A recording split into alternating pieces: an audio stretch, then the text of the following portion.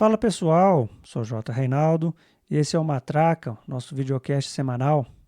E essa semana, ainda dentro das comemorações do Outubro Rosa, a gente trouxe a Julie Lage para poder conversar um pouco para a gente, falar um pouco para a gente sobre o câncer de mama, né?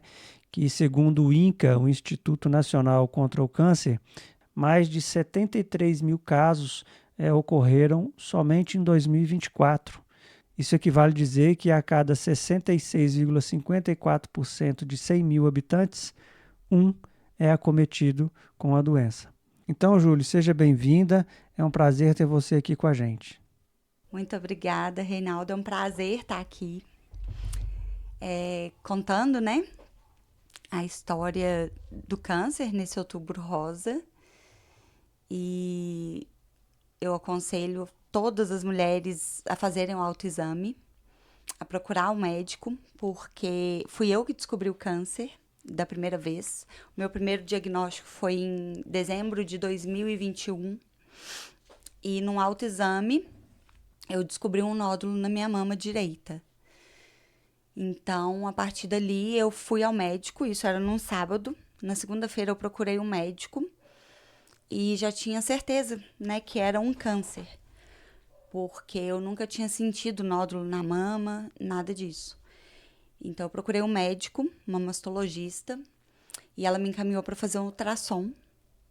Quando eu fiz um ultrassom, ele falou que estava mesmo com todas as características de um câncer, bem no início, um câncer bem pequeno. Então, foi um diagnóstico precoce Foi um mesmo. diagnóstico precoce, só que era um câncer assim, bem no início, mas muito agressivo. Ele era um subtipo muito agressivo, de fácil proliferação no organismo, né? Então, ali a gente teve que correr, porque o SUS demoraria de 3 a 4 meses para fazer uma cirurgia. E a médica falou que eu não podia esperar esse tempo, pela agressividade do tumor. Então, eu fiz uma biópsia que constatou um câncer invasivo. Depois de 10 dias, saiu o resultado da biópsia. Nós fizemos a cirurgia. Eu fiz o quadrante, não retirei a mama toda, retirei só onde estava o tumor. Tirei linfonodos da axila, que também tinha metástase na axila. Fiz quimioterapia. Fiz 4 meses de quimioterapia. Logo depois eu fiz 15 sessões de radioterapia. E ali foi muito difícil, porque eu nunca me imaginei naquele lugar. A gente nunca, né, nunca se imagina tratando uma doença dessa. Então, eu nunca me imaginei tratando de um câncer. E num momento que a minha vida estava toda caminhando. Eu tinha acabado de abrir uma loja, eu estava fazendo planos, de repente eu tive minha vida suspensa para tratar de uma doença que eu não esperava. Aí comecei a quimioterapia, passei muito mal, né? Que ela tem uns efeitos muito difíceis. Eu ficava uma semana praticamente passando mal, com vômito, com diarreia, com dor no corpo, sem conseguir me alimentar direito, com muita fadiga, né? Mas depois que passava essa semana, tudo voltava ao normal e eu voltava a trabalhar e eu fazia quimioterapia a cada 21 dias. Então, assim, uma semana eu ficava por conta dela, né?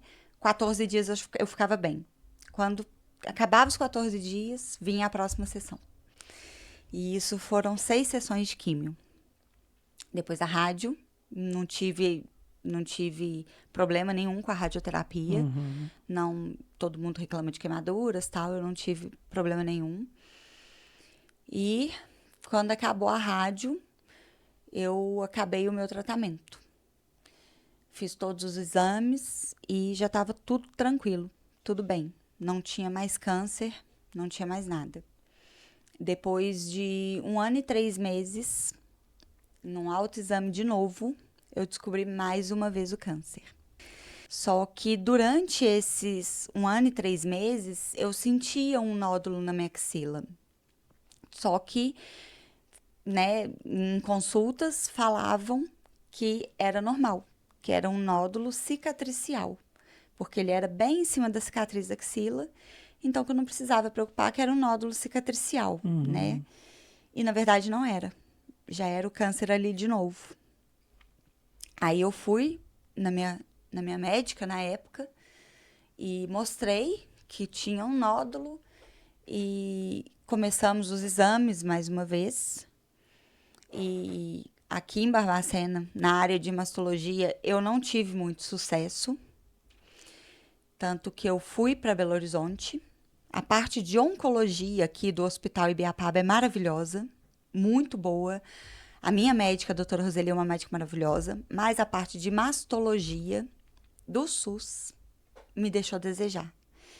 Então, quando eu descobri esse novo nódulo, eu fiz tudo por minha conta. Fiz mamografia, fui para BH, né? Fiz lá mamografia, fiz ultrassom. Procurei um mastologista em Belo Horizonte, que já era médico da minha família.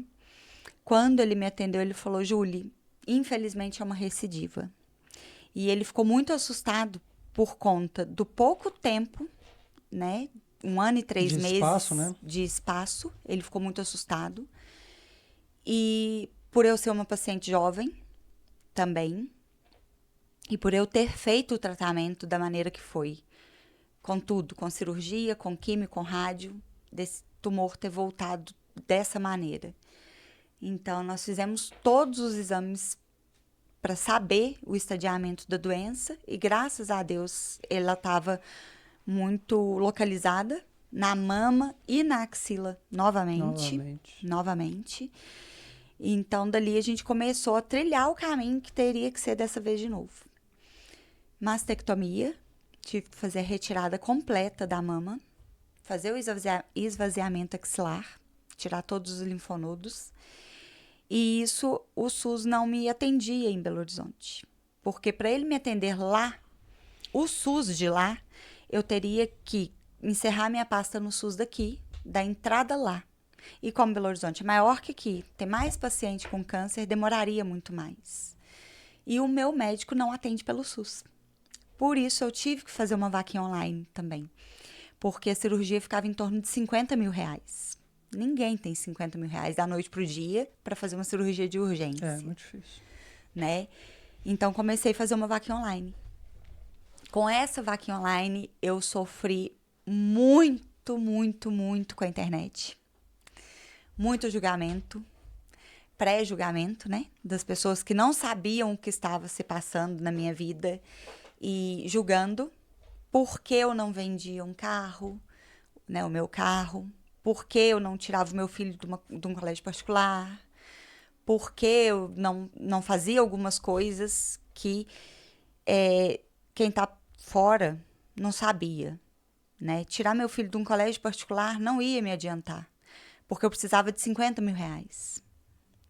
E isso eu precisava em 2 meses. Né? Não era tirar o filho da escola. Não ia me adiantar. Vender o meu carro não ia adiantar, porque o meu carro que eu trabalho é o carro que eu uso para trabalho. Então, como é que eu ia fazer depois para trabalhar? Né? A saída foi fazer a vaquinha online. E graças a Deus eu tive muita ajuda do pessoal aqui de Barbacena, do pessoal de fora, dos digitais influencers aqui da cidade, do pessoal da Igreja da Penha, do Padre Gilberto, da Vigília Eucarística, sabe? Dos amigos, da família, eu tive muita ajuda. Mas eu também tive muitos dedos apontados. E isso, às vezes, me enfraquecia um pouco. Sabe? O julgamento das pessoas, às vezes, me enfraquecia um pouco. Então, eu fiz essa vaquinha, né? E correndo contra o tempo para fazer a cirurgia. Daí, o médico de Belo Horizonte, com isso tudo, resolveu que a gente deveria iniciar primeiro a quimioterapia, para ver qual seria a resposta da quimioterapia no tumor. Porque da primeira vez eu fiz primeiro eu fiz primeiro a cirurgia e depois a quimio. Então a gente não sabe se o tumor, né, teve uma resposta positiva com a quimioterapia, porque ele foi tirado. E dessa vez ele resolveu fazer diferente. Fiz 4 sessões de quimioterapia vermelhas. E fomos fazendo exame de acompanhamento, né? Acabou a quimioterapia, eu não pude fazer rádio de novo, porque eu já tinha radiado a axila. Aí fui para Belo Horizonte fazer a mastectomia. Fiz a mastectomia, foi um pós-operatório muito difícil, porque eu fiquei com os movimentos bem limitados, né? Não posso, ainda não consigo, vou fazer 2 meses de cirurgia, eu ainda não consigo levantar o braço totalmente, por conta da questão da axila também. E com isso chegou o resultado da biópsia cirúrgica, né? Nessa biópsia pós a cirurgia, nós vimos que o linfonodo da axila ainda continuava. A quimioterapia não matou. Não resolveu. Não. O que já era esperado também, porque o tipo de câncer que eu tive dessa vez foi um câncer hormonal, um luminal A. Ele reage muito bem à hormonioterapia, que é o remédio que eu tenho que tomar, um bloqueador hormonal, Sim. que eu tenho que tomar de 5 a 10 anos agora. E ele não reage muito bem à quimioterapia. Então, isso já era esperado. E com isso, eu fui na consulta com a minha médica e ela queria me voltar para a quimioterapia de novo, né?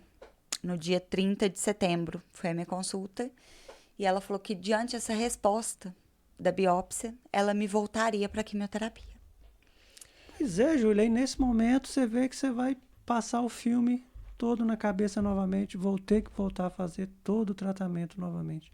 Como que a cabeça reagiu nesse momento? Então, eu me senti bem pior do que no primeiro diagnóstico. Essa segunda vez, eu fiquei muito mais triste, muito mais abalada do que da primeira vez. Por quê? A primeira vez, como eu fiz o tratamento todo, a gente acredita que a gente vai fazer um tratamento para a nossa cura, né? A gente não imagina que daqui a pouco a doença vai voltar. Então, eu tinha certeza que eu estava fazendo tudo aquilo pela última vez. E pouco tempo depois a doença voltou. Então, eu me senti muito como se eu tivesse sido muito traída pela medicina. Sim. Sabe? Que eu fiz tudo e que não adiantou nada, né? Eu passei muito mal, eu perdi meu cabelo, que para todo mundo era a coisa mais triste que um paciente oncológico pode ouvir de uma pessoa é cabelo cresce. Cabelo cresce. Mas para quem tá passando pelo câncer, o cabelo faz total diferença. Para nós mulheres ainda faz muito mais. Por quê? A gente toma muito corticoide, a gente fica muito inchada. Eu engordei quase 10 quilos no primeiro tratamento de tanto corticoide. Fiquei careca. Então, eu me olhava no espelho e eu não me enxergava mais. Eu não conseguia me enxergar, sabe? E isso me fazia sofrer demais. Então, eu tava num momento, quando eu descobri o segundo diagnóstico, que eu tava muito bem. Meu cabelo já tinha crescido, eu já tinha emagrecido, eu já estava retomando a minha vida, o meu trabalho, e de repente veio o câncer de novo. Então, eu fiquei triste, eu tive muita dúvida se daria certo mais uma vez, né? Foram muitos questionamentos, mas eu não perdi minha fé. Isso é importante, né? Em todo momento, eu sentia que eu precisava aproximar mais de Deus, sabe? Eu não me revoltei e eu sentia que eu precisava me aproximar mais, que Ele estava querendo de mim algo a mais que eu não tinha dado ainda. Então, eu procurei colocar minha cabeça no lugar, procurei um tratamento psicológico, porque no primeiro diagnóstico eu não fiz. E essa vez eu senti necessidade de um tratamento psicológico. Comecei a tomar ansiolítico, né, para dar conta de suportar tudo de novo. Porque eu já sabia tudo que vinha pela frente. Eu já tinha passado por isso tudo. Então, eu já sabia tudo que eu ia passar de novo. Sim. E, para minha surpresa, eu passei tudo muito rápido. Foi muito rápido que tudo aconteceu, né? Aí fiz a quimioterapia mais uma vez. Fiz 4 sessões de químio, vermelha, diferente das que eu tinha feito antes. Os efeitos colaterais dela foram totalmente diferentes da primeira vez, sabe? Foi uma coisa nova, não foi como tinha sido o primeiro, foi mais forte, porque eles precisavam me dar uma dose de ataque, porque como o câncer voltou, tinha que ser uma coisa mais forte. Fácil não. Não, E nessa situação toda, Júlia, com certeza você deve ter tido apoio da família, de amigos, né? Como que muito. como que foi essa relação? Como que ela te ajudou, te fortaleceu nesse período? Eu tive uma rede de apoio muito grande, da minha família, do meu marido, da família do meu marido, dos meus amigos, da equipe médica, né? Do pessoal que me segue no Instagram. Eu recebia muitas mensagens de carinho, de conforto, de pessoas que estavam rezando por mim. As pessoas que eu conheci através do câncer, né? Os pacientes, o pessoal da igreja da Penha, o Padre Gilberto, que foi maravilhoso para mim nessa caminhada, que tiveram vezes que eu não conseguia enxergar uma luz no final. Eu não conseguia enxergar um Deus. E ele me Sim. mostrou, né, que Deus estava ali. Que o meu barco estava balançando, mas que Deus estava segurando. E que ia dar certo. E eu tive muito carinho de muita gente que eu não conhecia, sabe? Até hoje eu recebo muita mensagem de pessoas falando que rezaram por mim. Gente que eu nunca imaginei, sabe? Que estava rezando por mim. Então, essa rede de apoio que eu tive foi muito fundamental. Muito, porque sozinha a gente não dá conta.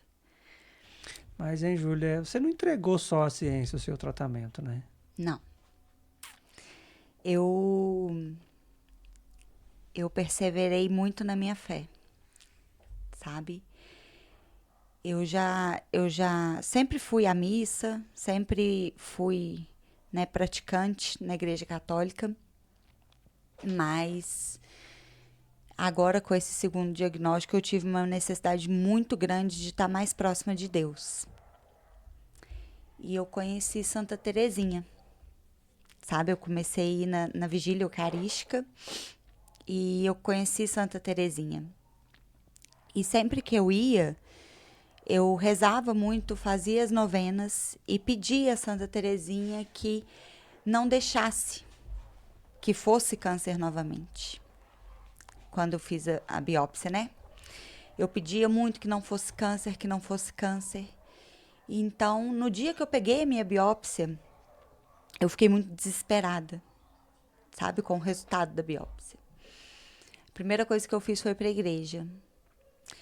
Quando eu cheguei na igreja e conversei com o padre Gilberto, eu questionava muito ele aonde que estava Deus. Que eu não conseguia enxergar, porque eu tinha feito várias novenas pedindo a Santa Terezinha que não fosse um câncer e que estava passando por isso novamente. Que Deus sabia de tudo que eu tinha passado e como ele permitia que eu passasse tudo isso mais uma vez. Então, que eu não conseguia rezar. Eu não conseguia rezar uma Ave Maria. Eu não conseguia fazer nada. E o padre Gilberto me falou que eu poderia sim, né, brigar com Deus, Uhum. mas que eu não poderia dormir brigada com ele. Que eu teria sim a minha graça, mas que ela seria completa. Não do jeito que eu queria, mas do jeito que Deus quer. Que a gente precisa abraçar a nossa cruz, que cada um tem uma cruz. E que a gente precisa acolher e abraçar a nossa cruz. E foi ali que eu entendi que eu rezava errado, que eu pedia errado, que eu não podia pedir a Deus o que eu queria, que eu tinha que pedir a Deus que fosse feita a vontade dele. O que fosse melhor para você, né? Sim. e que eu aceitaria a vontade dele para minha vida. E foi isso que eu comecei a fazer. Eu mudei a minha forma de pedir, de rezar. Eu comecei a realmente entregar a minha vida na mão de Deus e deixar ele agir. Então, eu falo que teve um caso bem marcante, que quando eu fiz a biópsia da peça cirúrgica, né, da mama, a gente viu que o linfonodo da axila ainda existia. Não tinha, a quimioterapia não tinha matado ele. Então, a minha médica, no dia 30 de setembro, me chamou numa consulta e falou que talvez eu voltaria para a quimioterapia. Já passado tudo isso, né? Que eu talvez voltaria para fazer mais quimioterapia. E eu falei com ela que eu não iria fazer. Que eu não ia fazer. Aí ela falou, mas se tiver que fazer, você vai fazer. Eu falei, mas eu não vou precisar fazer. Não vou. E nesse dia, eu comecei uma novena de Santa Teresinha, no dia 30 de setembro. Quando foi no dia 1º de outubro, foi o dia de Santa Teresinha. Então, eu fui para a celebração, em honra a Santa Teresinha, aqui na igreja, na Matriz da Penha. Tudo aconteceu para eu não ir nesse dia, sabe? Meu dente quebrou, eu tive que correr pro dentista. Meu marido me convidou para sair para comer pizza. E eu resisti a tudo e falei, não, eu vou à missa. E fui para a igreja. E do caminho da minha casa até a igreja, eu fui conversando com Santa Teresinha. Parecia que ela estava ali, sentada do meu lado no banco. E eu fui conversando em voz alta com ela. Quem me via passando, né, na rua, devia achar que eu estava doida, porque eu estava conversando realmente. E eu fui falando com ela que eu estava entregando a minha vida na mão dela. Que eu tinha recebido mais uma vez essa fala de começar a quimioterapia de novo. Seria a 3ª vez que eu faria a quimioterapia. Então, que eu estava entregando na mão dela. Que eu não estava pedindo para eu não fazer a quimioterapia. Que eu estava pedindo que ela fizesse melhor para mim. Que se eu tivesse que fazer, que eu faria. Mas que se eu não tivesse, que isso fosse a minha cura. Né? E que eu ia confiar e entregar e descansar nela. E conversei como se tivesse a pessoa dela mesmo do meu lado. Falei e pedi que ela me desse um sinal. Que eu precisava de um sinal que daria tudo certo. Eu já tinha até a data marcada. Dia 11 de outubro eu voltaria para a químio. Cheguei na igreja, a igreja estava muito cheia, e eu não consegui entrar na porta principal. Na hora que eu cheguei na porta lateral da igreja, eu liguei para minha madrinha e falei com ela, falei, tô aqui do lado de fora. Ela falou, Julie, entra, que eu vou te colocar sentada aqui atrás do altar, para ninguém te encostar por conta da cirurgia, que está muito recente. Para ninguém encostar, você entra e me procura. Eu falei, tá bom. Na hora que eu fui entrar na igreja, eu cutuquei numa menina que estava na porta. E falei com ela, você me dá licença? Que ela olhou para mim, ela estava com um buquê na mão. Ela tirou uma rosa daquele buquê, me entregou e falou comigo assim, você é muito especial para Santa Teresinha. Ali eu já sabia que tudo que eu tinha conversado com ela... Mas você conhecia a pessoa? Conhecia, mas eu não tinha visto que era ela. Sabe? Eu não sabia que era a Milena. Na hora que ela virou, que me entregou, foi um susto muito grande, porque não era o momento de entregar rosas ainda. Foi automático, né? Sabe? Tava no início da celebração. Aí eu entrei, fui lá para perto do altar, fiquei lá quietinha, e cada hora uma pessoa chegava perto de mim, me entregando rosas.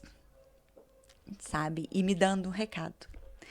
Teve uma pessoa que chegou com um buquezinho branco de flores e falou comigo, que ela até me segue no Instagram, ela falou comigo que ela estava muito feliz de me conhecer pessoalmente e que Santa Teresinha tinha mandado aquele buquê para mim.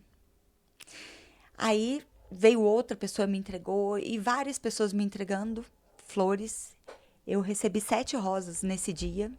Eu nunca tinha recebido tantas rosas, sabe? Em todas as vezes que eu fui na vigília. Eu nunca tinha recebido tantas rosas. E eu comentei com o padre Gilberto, ele disse que 7 é o número da perfeição, né?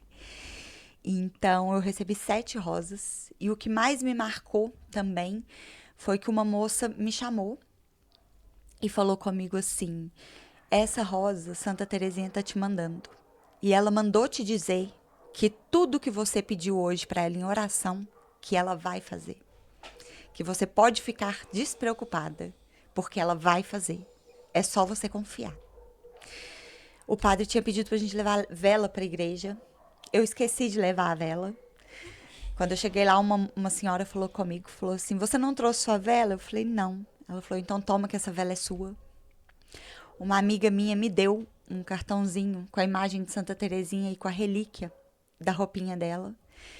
Então, assim, no dia de Santa Terezinha, ela me brindou com muita, muita, muita graça, sabe? E ali eu tive certeza que tudo realmente daria certo. Quando foi no dia seguinte, eu cheguei na casa de uma amiga e 2 amigos vieram me dar mais 2 rosas, sabe? No terceiro dia da minha novena. Então eu recebi 9 rosas.